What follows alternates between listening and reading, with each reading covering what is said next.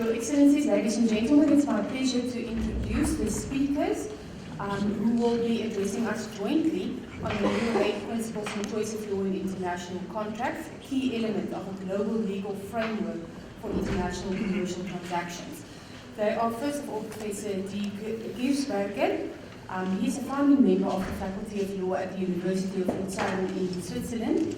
He is the chairperson of the working group responsible for drafting the Hague Principles on Choice of Law in International Contracts for the Hague Conference on Private International Law. Professor Giesberger specializes in the interrelationship of private international law and international commercial arbitration. He has taught at universities in Brazil, Lithuania, and in the USA, as well as at the Hague Academy of International Law. Professor Giesberger is also a consultant at the Swiss law firm. Professor M. Gas is first secretary at the Hague Conference on Private International Law, which specializes in international litigation and commercial law. She was the project leader for the Hague Principles on Choice of Law in International Contracts.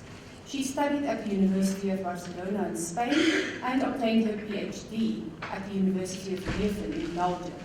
Professor Gas was involved in the drafting of the Belgian Code on Private International Law and the European Union Green Paper on Private International Law of Succession.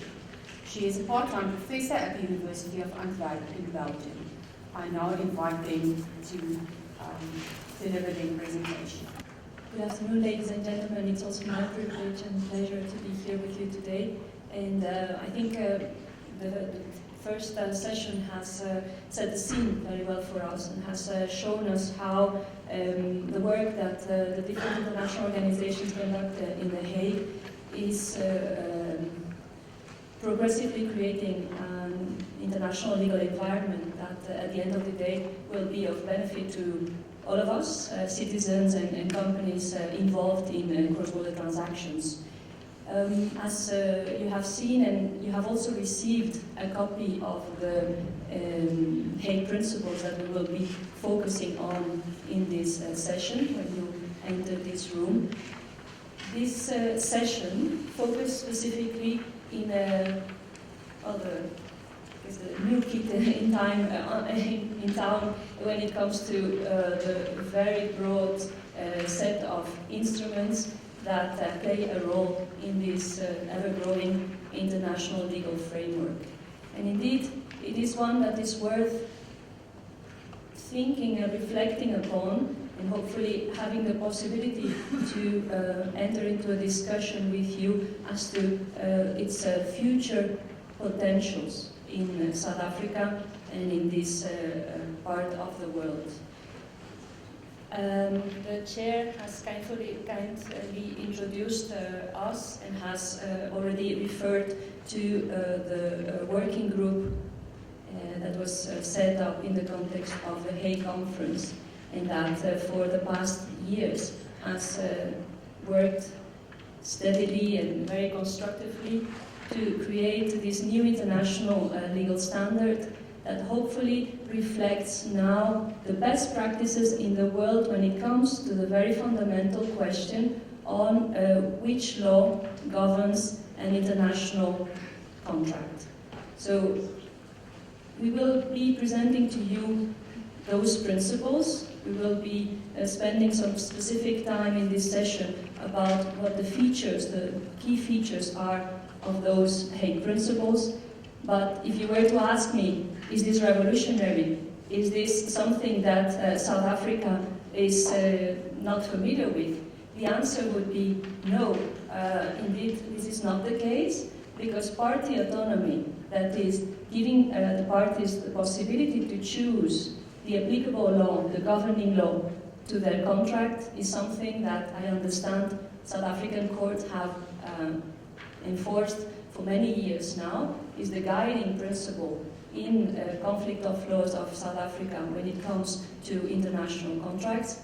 And so maybe then there's another question that comes up in your mind, and so is it really something worth considering? And we hope that Professor Giesberger and I will be able to show you some specific aspects of those principles that indeed may be worth considering.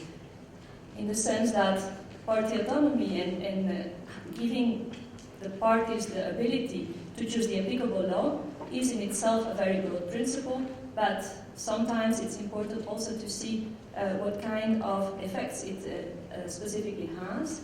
And the principles in its 12 articles attempt to look at this question in a comprehensive way, in a broad way, and this will be focused on later on, in a way that creates flexibility for the lawmakers in the different parts of the world, because as a non-binding instrument, and our Secretary General has already emphasized the novelty this represents for our organization, the Hague Conference, as a non-binding instrument, it is no more than an international standard that legislators can use. They can pick and choose, they can adapt it, they can change it in the context of its specific context. And so we hope that it will indeed play that role that all those who were involved in the project hoped it would. So without further ado, let me just present some slides, and we have organized our presentation in a kind of dynamic way, in a kind of dialogue, where I will present some facts and figures about the context in which this instrument was created. Professor Gisberger will then take the floor to present to you the instrument itself, how it came into existence, or it will actually, because we are not, the final word has not been said on those principles. And I think I will, at the end, still present to you the last slides of our joint presentation. Well, I think I don't have to spend much time about the economic context in which our instrument was developed. I heard the Vice Chancellor referring to this continent as the one where foreign investment has been most important in terms of percentages. And here, out of interest, I looked at the situation for South Africa to discover that this country is I think the most important one. You see there a quote from the UNCTAD saying that especially South Africa experienced high inflows of investments. You have further figures there, but this all is to set up the scene. We are looking into which instruments are facilitating those kind of flows, investment flows. We're looking into a more and more globalized economy where products are produced everywhere and transferred without difficulty from one jurisdiction to another. And then the question that we had to answer was whether we somehow, from a legal perspective, we could encourage this process and somehow facilitate the elimination of barriers that inevitably constitute the fact that we still operate in different, separated, individualized legal frameworks. So, let me see if I can, yes, bring you to the second slide. And with that economic background, I think you will agree with me when I say that it is important that to recognize the most important role that companies and the legal advisors play in this ever-growing interconnected legal framework, and the fact that companies and legal advisors have to operate in this international context, but still, as I said, are somehow hindered by the legal framework, which still is of a national nature. So with that kind of contradiction, we thought that it was important to see how parties to an international contract can overcome this difficulty and therefore can anticipate the legal challenges that can occur from the fact that these different legal frameworks in which they operate may provide different solutions to the substantive issues that arise out of their contract. This is then, from a conflict of laws perspective, a problem of governing law and a problem of choice of law. And as I said before, South Africa has, for some time now recognized that party autonomy in respect of the proper law, as proper law of the contract, is a well-recognized principle. And I refer here to a case of 86, Laconian Maritime Enterprise, which seems to be the key case when it comes to the recognition of that capital principle in conflict laws of South Africa. So from that perspective, and nothing new.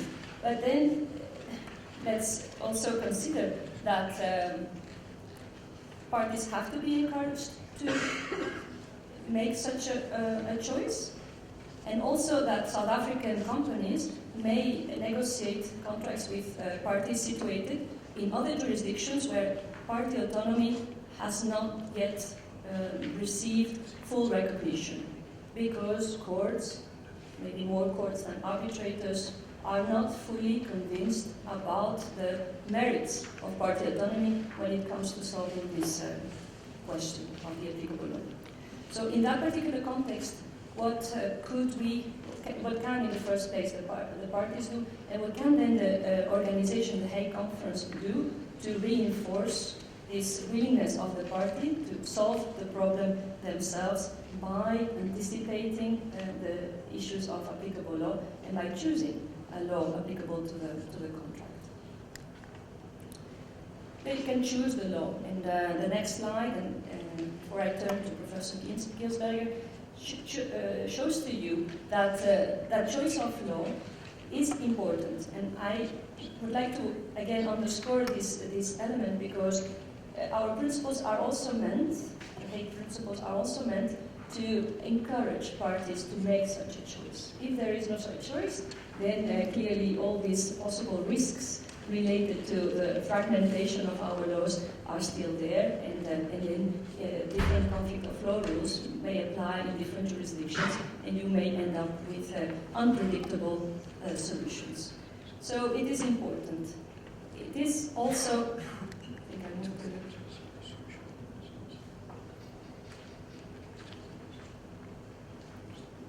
it is a way that parties can manage the risk we were talking about, but at the same time it is complex, because it involves anticipation of the different systems that can possibly be relevant to that international transaction. So with that general context in mind, I would be happy if I could turn to Professor Gilsberger to present in particular the Hague principles. Thank you very much, Marta. As usual, Marta Bertegas is my pillar in this project. She has done an incredible job with the Permanent Bureau, and without her, I would not stand here and you would not read anything here. That's even more important. Thank you very much for assisting this conference. I'm very proud and happy to be here. I have had the privilege of chairing the working group, which I will hopefully chair until its end, and I hope the end is near. Nevertheless, it has been a great pleasure to act as the member of the working group. As Marta has told me, I am now supposed to give you an insight into the text or the content of the principles. I hope you have taken the opportunity to get the 2 pages at the entrance containing the principles, to be able to follow a few highlights that I would like to stress. As Christoph Bernasconi has pointed out, this is the first instrument of the Hague Conference which will not directly be a convention. It is not included that at some point there may be something such as a convention regulating choice of law, but for the time being that was not the goal to be pursued. We wanted or we had the mandate to establish principles along the lines that we have now known in the past decades of very successful principles such as the UNIDROIT principles or the PECL, the principles of European contract law. Although we all know those are not similar in nature because they don't regulate conflict of law issues as opposed to our principles, which are aimed at regulating choice of law, and choice of law is a conflict of law mechanism. We have in the preamble, which I invite you to look at, tried to establish what use what purpose these principles should fulfill. And you see in the first paragraph that they should affirm in the first place the principle of party autonomy, but also with limited exceptions, and I will come to that in a minute. They, second paragraph, may be used as a model for national, regional, supranational, or international instruments. I believe that this is one of the main purposes that we wanted to achieve, to serve as a model, just like a model law serves as a model for legislation in the respective countries. And I heard from various speakers already today that the African principles that this university proposes or will propose will look at this type of model quite closely. So if that's the case, we have a first success. It's not the first success. We already have jurisdictions that have looked into our draft principles as a model. Paraguay has now a draft legislation or even a finalized legislation in place, and South Korea is about to follow our principles as well. So the serving as a model is a very important goal. But not only can those principles serve as a model for legislation, can also serve as a model for the interpretation, supplementation, development of rules by courts, by arbitral tribunals, and the like. So it's not only that we want to influence the legislation, but maybe we can influence the interpretation of existing, unwritten or written, statutory or non-statutory law in the field of choice of law. Now, coming to the history very shortly, what you don't have on your screen here is the efforts that had been undertaken by the Hague Conference already in the 80s. There was a project in the 80s to establish a convention governing choice of law in international contracts. That feasibility study was in 1983, I think, and the project was finally abandoned because it was considered too ambitious, I understand, and not ripe at that time. Only 20 years later, there was a new mandate given to look into this, and it was the Permanent Bureau, and I think Martha was already there at that time, or came in very shortly after the mandate was given to establish a feasibility study and a working group. The feasibility study has been there since, I think, 2007, and it was an excellent instrument and an excellent document to see what the differences are, what the common aspects are internationally with regard to choice of law. And you can find this document along with many other documents that are interesting in this process on the Hague Conference website. Then the working group was established, so I had the privilege to sit for the first time in January 2010 in The Hague, together with 20 plus other members or observers from all over the world, and we started the process then. We were sitting several times in the 2 years 2010 and 2011, and we had certain members being responsible for a particular issue that would be presented by them in the course of the discussions, but we discussed in a plenary several times in the years to come the proposals and the drafts and their justifications. One of the very important members of the working group is sitting here. It's your Professor Jan Neels. He was particularly knowledgeable and took the responsibility for various issues, including but not limited the important problem of tacit choice of law.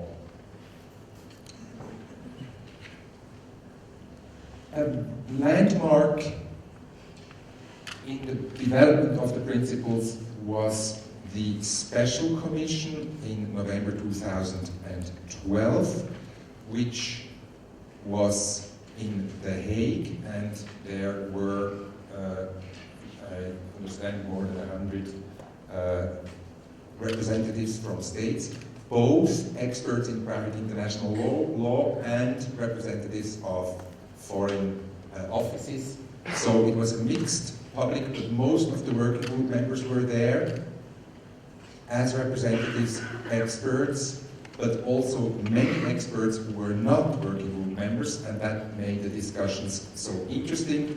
Of course, there was also the political side that you could feel at this special committee meeting. I think it's an open secret that the two hemispheres, North America and the European Union, were representatives of very strong opinions, and you could feel that when they disagreed, there was a lot to discuss. And I will hint to some of these discussions when I go further into the details. Then we were asked to establish a commentary to finalize the principles based on the input of the Special Commission meeting, which was 5 intensive days in November 2012, and to establish a commentary, which we did.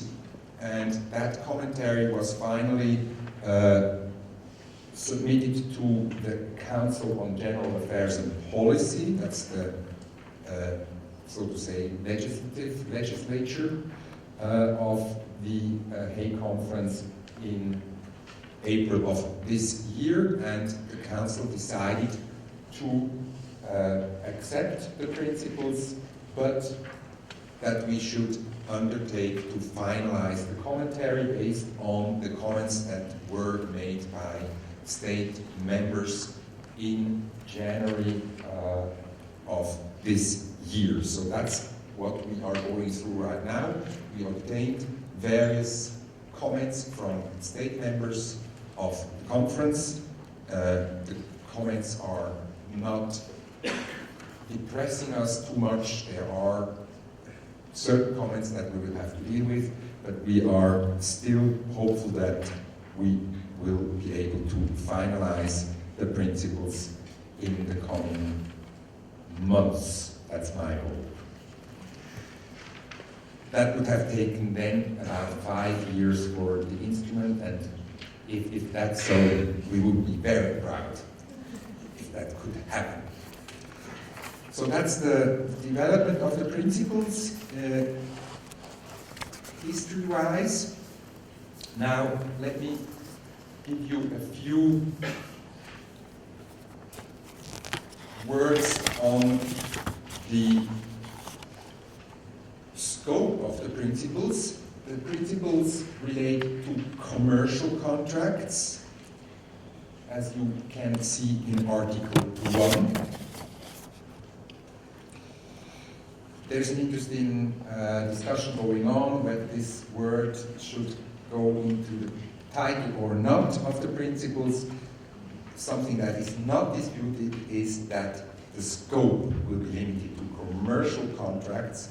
The instrument does not contain a definition of the term commercial contracts, but it says that the principles apply to choice of law agreements in which each party is acting in the exercise of its trade or profession. Article 1, paragraph 1. So that makes it clear that this is a business-to-business scope, which is further clarified by an explicit exclusion in paragraph 3 of in paragraph 1, second sentence of the principles that states they do not apply to consumer or employment contracts. So you have a positive description and a negative, an exclusion, which should delineate clearly what is meant by commercial contracts that we are dealing with here. The principles are further limited to international contracts. The internationality requirement is found in Article 1, paragraph 2, which says that the contract is international unless each party has its establishment in the same state and the relationship of the parties and all other relevant elements, regardless of the chosen law, are connected only with that state. So that's a very broad definition of international contract. It encompasses pretty much everything which is not purely domestic, and that's exactly what the drafters wanted to achieve. So only purely domestic contracts are excluded here, and the internationality requirement is to be read very broadly. The same applies for the concept of contract. As you have seen, it covers all business kind of contracts, so there's no particular type that's excluded except for consumer and labor contracts. Every type of contract is encompassed, and not only every type of contract, but most aspects of a contract are included. There are certain exceptions that you can find in Article 1, paragraph 3, which are typical for many conflict of law jurisdictions in comparative view: capacity, arbitration agreements, agreements on choice of court, companies, that's a typical exclusion, insolvency, proprietary aspects or effects of contract, which are in rem issues rather than in personam issues, and the issue of whether an agent is able to bind a principle to a third party. You find those exceptions in many codifications of private international law globally. Of course, some differ, but a choice had to be made, and I think that is pretty much something which didn't give rise to many discussions.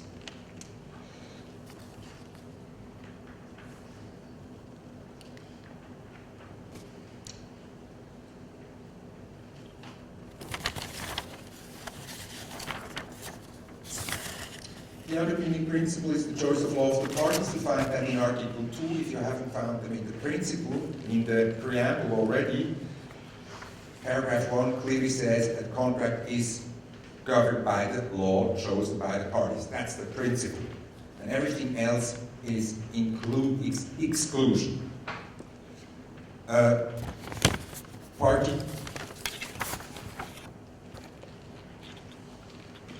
So party autonomy is not limited by any requirement of a connection, whether geographical or otherwise, between the chosen law and the parties. That is in Article 2, paragraph 4, and doesn't have to do with the internationality requirement of a contract. That we have already focused on. The connection requirement doesn't exist, so you can choose a neutral law, a specialized law, although neither party has any connection with that law. That can make sense, for example, in the financial industry, laws of New York, that have a very distinguished and detailed regulation of financial instruments, and that may be one of the reasons you want to choose a neutral law that has no other connection with the parties or the contract. What is important, but not surprising, is that dépeçage is allowed, so you can choose a law to the whole or only part of the contract. You can also choose different laws for parts of the contract. I don't think that's something very surprising. Dépeçage is accepted in most codification and private international law jurisdictions of the world. You can change your choice of law at any time, but as you see in paragraph 3 of Article 2, a choice or modification made after the contract has been concluded shall not prejudice its formal validity, nor shall it prejudice the rights of third parties. Something, again, that has gained widespread approval in the world. You find it in various instruments such as the Mexico Convention or the Rome I regulation, but also in national codifications. Concept of severability is known to many of you probably from the arbitral context. This has been borrowed from the arbitral context, but it exists already in other instruments such as the Choice of Court Convention. The specific agreement regarding choice of law should be treated independently from the so-called main contract. That is not to say that it should be always lead to a different result. For example, if a contract has been instigated by bribery, it is probably the case that both the contract itself and the choice of law will be invalid, but there are differences where, for example, the main contract is invalid for formal reasons, and the choice of law agreement stands. That is a typical aspect of severability, and the drafters wanted to make this clear. You will find that provision in Article 7. As to the formal requirements, Marta will give us some more insight, and suffice it here to say that Article 5 contains a substantive rule of private international law, according to which no particular form is required for the choice of law agreement unless the parties agree otherwise. So no particular form necessary. That is different in many jurisdictions, but I think many more jurisdictions in the meantime have accepted that choice of law agreements do not have to be part of a specific form, as opposed to other types of contract, depending on the type of the contract. And that makes it logical that implicit agreements will also be accepted. Last point here on the slide is renvoi. The principles exclude a renvoi in that they clearly state that the choice of law does not refer to the rules of private international law, of the law chosen by the parties. That is something you will find almost everywhere, that for contracts a renvoi is normally not to be read into the choice of law. What is not so clear is whether the parties can derogate from that, and the drafters of the rules, the principles, have decided to allow the parties to provide otherwise. They must do so expressly, but they can do so. That's not the case everywhere, because in many parts of the world, conflict of law rules, including the rules on choice of law, are regarded as mandatory, from which the parties cannot derogate. Not here. That's a decision made and supported also by the Special Commission and the Council. Let's move on now to a very touchy subject. I think about half of the time in the Special Commission in 2012 was spent on this topic, and I think the working group anticipated this in some ways, because it was one of the most controversial issues, and still is, whether the principles should specifically refer to the designation of non-state law, meaning norms that are not a product of a sovereign state, or, as the principles and many other instruments call them, rules of law. We basically had three options. We could reserve the designation of non-state law to the arbitral context, to arbitral proceedings. That's the current status quo worldwide, in most states of this globe. We could have said nothing at all and left it to the legislatures and interpreters whether our designation choice of law would encompass non-state law, or, and that's what we finally did, we could have spelled out that not only in the arbitral context, but also in state court proceedings, rules of law, non-state rules of law could be chosen. The working group went even further than what you now have in front of you. It said that rules of law should not be defined so as to provide the maximum support for party autonomy, and there should not be any restrictive criteria which, for instance, may require the rules of law selected to meet a threshold test of international or regional recognition. This was criticized as too vague. The European Union in particular objected strenuously to this provision on several grounds, including those for which the European Union had in 2005 rejected a similar proposal during the drafting of Rome I. In fact, it was feared that an open-ended reference to non-state law would have carried with it the challenge of identifying the content of the designated law, particularly where the reference is not to an existing instrument or codification, but rather unwritten principles, such as the lex mercatoria. There were other concerns. For example, that allowing parties to choose any rules of law may lead to a proliferation of unfair unilateral rules of law articulated by the party with great bargaining power.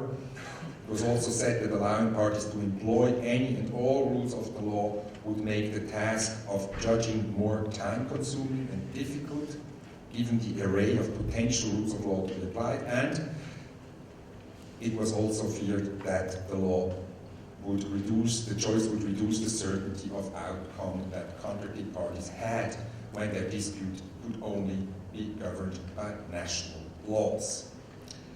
All these critics led to intensive discussions, and finally in our 2012 Special Commission meeting a compromise was reached in that the Special Commission added some criteria in order to meet the main concern, similar to the Commission's proposal for the Rome I regulation in 2003. The principles now stipulate that rules of law must be generally accepted, it's read here on the slide, on an international, supranational, or regional level, as a neutral and balanced set of rules to be eligible.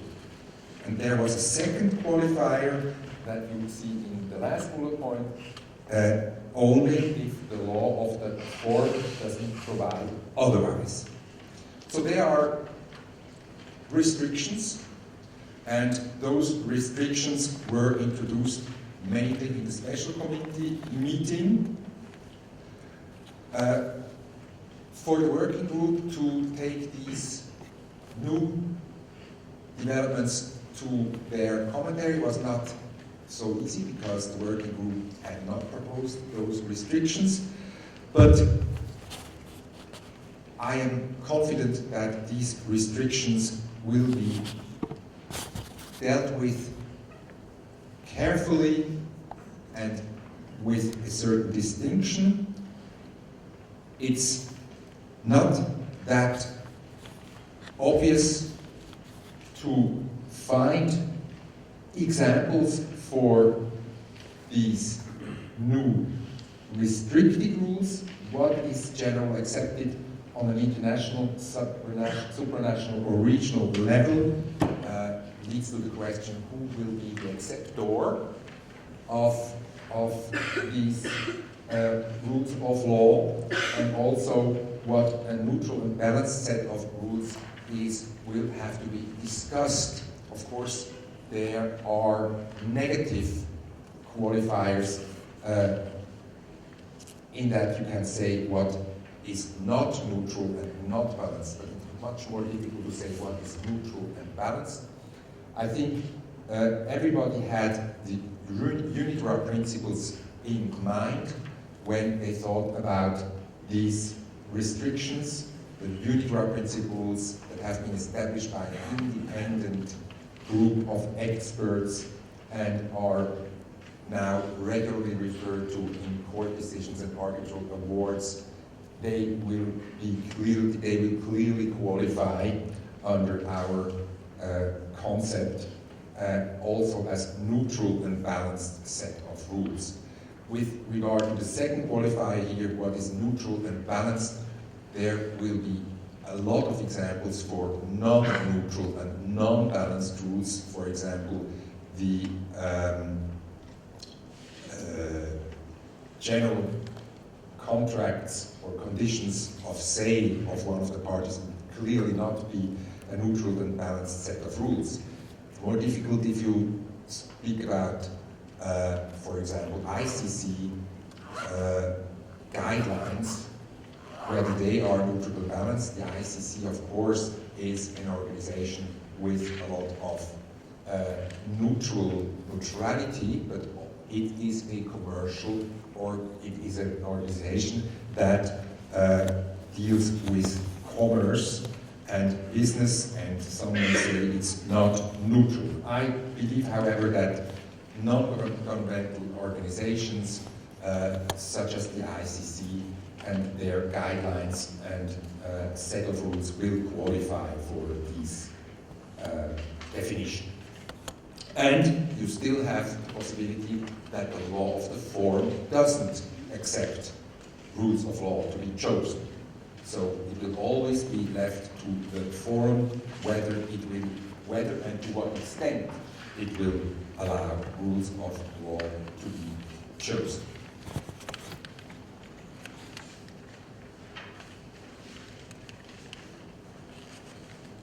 That's something for Marta to comment on. Can I invite Marta to... Thank you so much. I will only take some additional minutes of your time. I know it's about lunchtime, so I apologize for that in advance. I apologize as well if we sound really like the father and the mother of this new kit, and we are here to try to present all its beauty to you all. But yes, I think, if you allow me to go back to the question of what does it have to offer to a jurisdiction like South Africa that already embraces the principle of party autonomy. And Daniel has presented to you a number of matters that may sound very familiar to you when you compare it to South African conflict of laws. Maybe this slide is the one that presents, together with the opening to rules of law that Daniel just presented, the most innovative aspect, and one that was that has been already commented as one of the added values, let's say, of those principles. I'm referring to the very common problem in practice of the battle of forms, and the fact that yes, it's great if parties can together choose the applicable law, but what seems to happen in practice is that they exchange their standard terms, and that a South African company will have, if all goes well, a choice for South African law, and then the Spanish company will instead have in its standard terms a choice for Spanish law. And then what happens there if we have only that exchange of standard terms? Is this a choice of law? And this is a tricky question, and one that, to our knowledge, has not been really tackled in any international instrument before this one. And have we provided an answer? Well, that's something you will comment on, but basically what the principles have as a partial solution is to look beyond, let's say, that conflicting choice. So what Article 6 does, and graphically represented here, you have Article 6 also in front of you, is try to, as I say, go beyond that conflicting choice. Yes, admittedly, South African law and Spanish law are not the same. But can we move it? Can we take a step further? Can we look at what the substantive problem is and see whether South African law and Spanish law, for that specific contractual issue, come up with the same solution? And if that is the case, then we don't have a real conflict. We don't have a clash of choices made by the parties, and therefore we can simply move into the substantive solution that actually the both conflicting systems are suggesting. And this then will be a choice. And you will tell me, yes, but this is only a partial solution, because it would be nice if our legal systems would all the time have similar substantive solutions to a given issue. But what if they don't? And there I have to disappoint you. It was not in the mandate of the working group to come up with solutions beyond what a true choice of law by the parties would be. So actually, it was beyond the scope. Maybe it's something that our council will be willing to consider when this project is completed. But actually, Article 6 in fine, and it's the third alternative that is presented here, says that whenever the two conflicting laws are providing different solutions, then we have to come to the conclusion that for the purposes of this instrument, there is no choice, there is no valid choice, and therefore that's the end of the story. Again, because I already said that lawmakers are encouraged to look into those principles as a standard and maybe complement them, maybe they will be encouraged to look at this and try to complete the very difficult issue of the standard of the battle of forms. I think I will leave it at that and move on to another important article, just to finalize this presentation, which is something that Daniel mentioned earlier on about the limitations. You may have the impression by now that this is an unconditional reinforcement of party autonomy, and Daniel already pointed at what Article 11 then specifies, and that is that there may be circumstances in which choice of law cannot be enforced. And that is because of public policy, and that is because of overriding mandatory provisions. When you look at comparative material, you find these limitations in most of the instruments and examples we've examined in the context of the work that has been presented to you. But again, it was difficult to bring it into words that would be acceptable to all the participating experts, and also, as Daniel pointed out, that would be acceptable to the growing membership of the Hague Conference represented at the Special Commission. Article 11 represents such consensus and such compromise, and is one of the only provisions where you have the distinction between an arbitral context and a state court context. And so it has the merit, I would submit, to take those different dispute settlement environments into consideration and try to come up with tailor-made solutions that specifically refer to those two well-known exceptions of public policy and overriding mandatory provisions. At this point in time, I know that we have another slide specifically for the arbitration context. I don't know if we have time, and yes, we do? Okay, so then, Daniel? Thank you very much. I just wanted to add with regard to Article 11, which is really the second, probably the second most important provision in our principles, because it sets the limits to party autonomy, is structured, I think, in a very, very intelligent way. In its first two paragraphs, it deals with overriding mandatory provisions. The first paragraph addressing the mandatory norms of the forum. The second paragraph allows the forum, if it wishes to do so, to take into consideration or apply mandatory provisions of a third state. I know that in South African private international law, that's not something that is very has found much support, or even case law, but it's something that has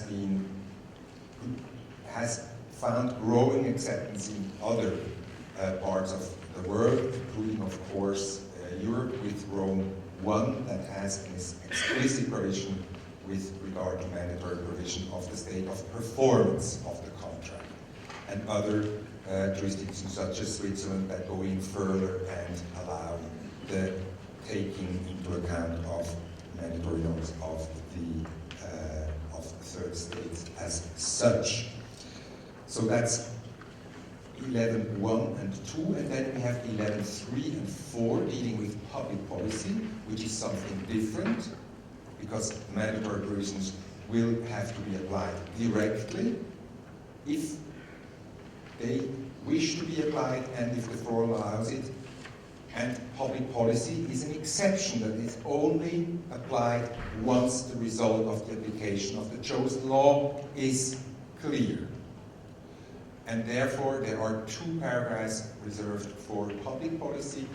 Paragraph 3 is the normal public policy exception that we find in every instrument, I think, of the Hague Conference and a lot of other instruments and codifications worldwide.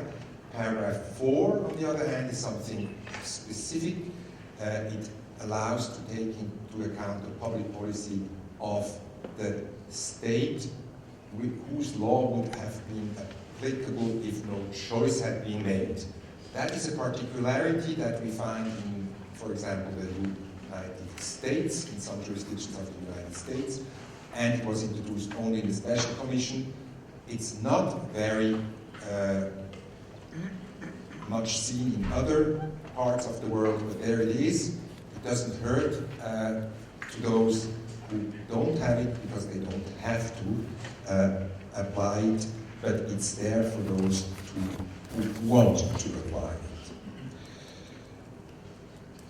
For arbiter tribunals, we have a specific provision in Article 11.5, which is much softer, taking into account that arbitration is in some way different leads me to the last slide here that deals with those differences. You see the last point on the slide is the point that I just addressed. There is a possibility for article tribunes, of course, to take into account mandatory provisions, and of course there is also the need to take into account public policy, but it's a different story because we do not have a forum in arbitration.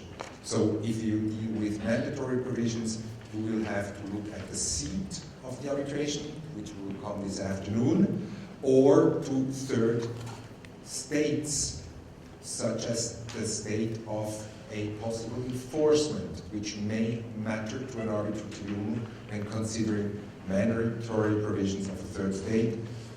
Famous example, antitrust legislation of a third state, protection of agents or distributors in a specific state. Those are the kinds of mandatory provisions that arbitral tribunals may wish to look into, and in international practice have the power to look into, but they also have quite a discretion which a state court may not have, and that was the reason for a different formulation of the mechanism that will be applied in arbitration as opposed to state court litigation. The other three bullet points, starting with the first, that the law does not address the law governing, the principles do not address the law governing arbitration agreements, derives from the fact that arbitration agreements are looked at as procedural agreements by many, and no specific or final word wanted to be spoken on that, and it's different to a choice of law agreement. I think we all agree on that. With regard to rules of law, you don't see a difference in the provision, Article 3, a difference between state court proceedings and arbitration directly, but you see there a qualifier unless the forum provides otherwise, and since arbitration proceedings do not have a forum, there is a distinction indirectly between state court proceedings and arbitration. And a specific rules saying that choosing the seat of the arbitration does not in itself indicate a tacit choice of law made by the parties. That's the same warning as with regard to choice of forum agreements. They are not as such to be looked at as tacit choices of law. So that concludes our overview, which I admit was very short, of the principles, but not short enough to not make you hungry, I understand. I thank you very much, and I hope for a fruitful discussion, but probably not before lunch. I don't know. Mrs. Chair lady, in your hands. I'd like to thank our two speakers in this session, Professor Giesberger and Professor Verterblatt. And it is now my privilege to invite you all to lunch in the foyer. All the dishes are vegetarian, so there are no restrictions. And instead of the picnic, I've got some suggestions for activities that you can engage in during the interval. When you exit the building, to your right you'll find the art gallery. At the moment they have an exhibition on new interpretations of gender roles in post-apartheid South Africa. You can also have sort of a very nice view of this campus of the University of Johannesburg if you go up with the stairs on the other side of this lawn area and walk right past the Maribane building and the entry to the library. You'll find some fountains, and that will give you a very good view of UJ. I have to request the members of the Hague delegation and all the speakers of today to please come and pose for a photo before you join the rest of the people for lunch here in the front, please.